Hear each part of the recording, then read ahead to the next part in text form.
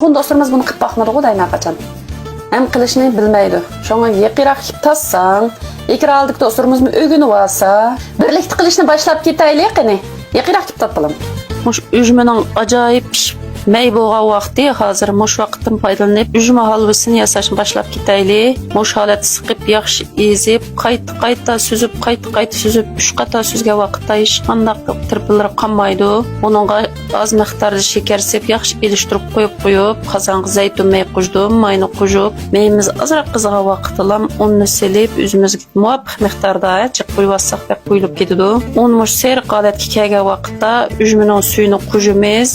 Pes o'tda mushundaq 10 minut atrofida qaynatsak o'xshab ketgan halvalarimiz tayyor bo'ladi. Bu ajoyib quvvatli ham foydali halva bo'ladi. Mush vaqtda ko'proq halva qilib iste'mol qilib elinglar, sharoitinglar bor kishilar. Biz ma pulga ep qilsaqmi mana qilib oldik, shundaq ta'minbek yaxshi bo'pti. Sog'lomlik har vaqt sizlarga yor bo'lsin. Yaxshi uzuqlanib sog'lom